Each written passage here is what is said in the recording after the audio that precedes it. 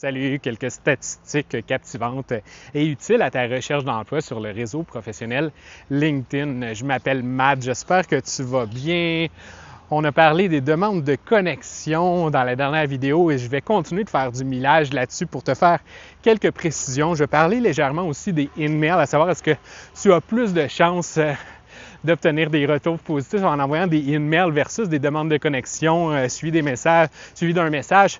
Alors, le premier, les statistiques vont nous dire, là, selon SalesBread, dans SalesBread, tu entends le mot sales, donc tu douteras que c'est un outil de prospection. Donc, SalesBread nous dit 18 à 25 % pour les emails de taux de retour positif, alors qu'on parle de 39 % pour une demande de connexion suivie d'un message. Alors, l'explication derrière ça, c'est que les emails, ça a historiquement une connotation de vente ou de recherche d'emploi, mais souvent de vente. Ça a l'apparence d'une publication sponsorisée là, qui arrive ou d'un courriel sponsorisé qui arrive dans ta boîte de réception LinkedIn. Ce qui est intéressant aussi, c'est que les cold emails, c'est toujours selon SalesBread, ça va avoir eu moins de succès que les in-mails. Alors, ça te donne un indice sur quoi privilégier dans l'ordre. Tu vois, moi, j'avais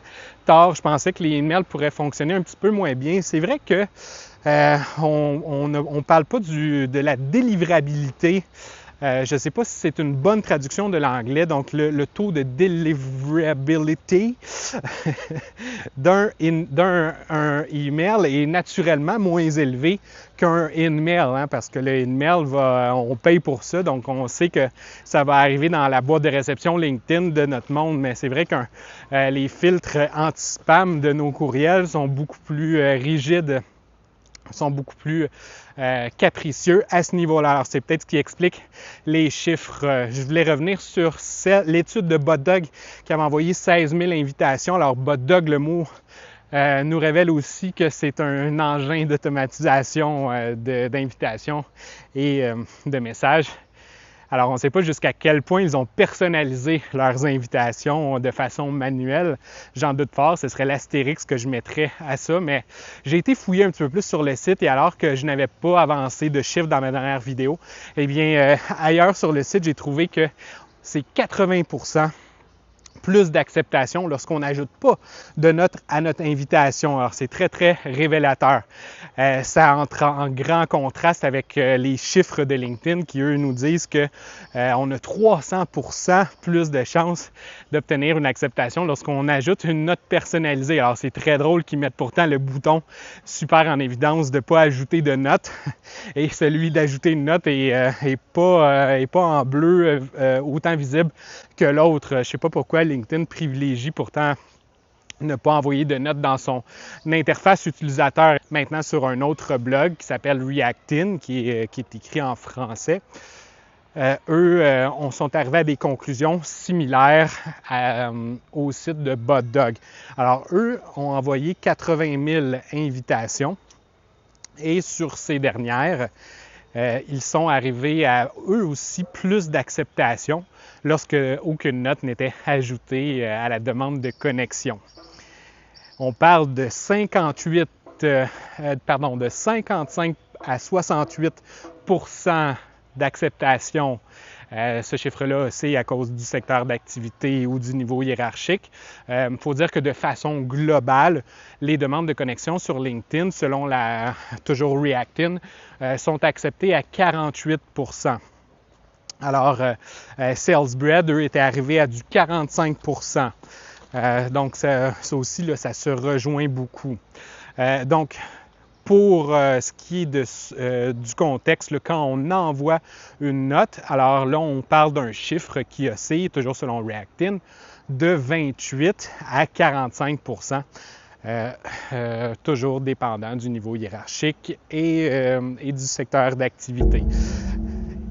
Si on parle du niveau exécutif, le C-suite en anglais, ils ont 2 fois moins d'acceptation et de retour positif au message lorsqu'on les compare avec des utilisateurs standards. Aussi, Ce qui est intéressant dans l'étude de Reactin, c'est qu'on a plus d'acceptation les mardis, les mercredis et les jeudis, et plus d'acceptation durant les heures de bureau. Alors ça, c'est 23% supplémentaires de plus dans les heures de bureau en comparaison avec lorsqu'on les envoie de soir. Ça aussi, c'est très révélateur et utile pour ta recherche d'emploi. Effectue tes envois au moment les plus névralgiques qui vont avoir plus d'acceptation. Les facteurs psychologiques maintenant qui, moi, m'ont intéressé dans ces études-là et auxquels on doit réfléchir, c'est l'utilisation historique de LinkedIn vis-à-vis, par exemple, les comportements des utilisateurs en regard des in-mails, en regard des demandes d'invitation. C'est que toi et moi, on se comporte aussi de façon similaire. C'est qu'on a moins d'efforts mentaux à dispenser, à mettre, à investir lorsqu'il n'y a pas de mots liés à l'invitation. Parce que après ça, s'il y a un mot lié à l'invitation, on est comme « Ah, ça me tente-tu vraiment d'accepter cette personne-là parce que je vais devoir y répondre dans une journée, 2 journées, 3 journées. » Mais tu sais, ça te donne un poids mental supplémentaire en regard de la réponse. Et aussi, c'est devenu à quelque part une règle non dite de LinkedIn, c'est que pour l'instant,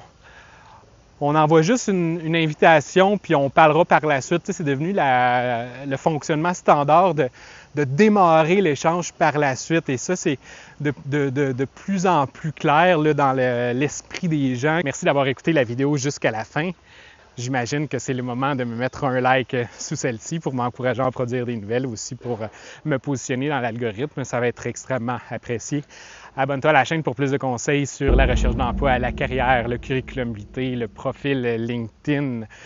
J'ai écrit une infolette qui s'appelle « 30 jours de confiance en recherche d'emploi » qui offre des perspectives uniques de ma personne, Mathieu, coach de carrière, rédacteur professionnel de CV.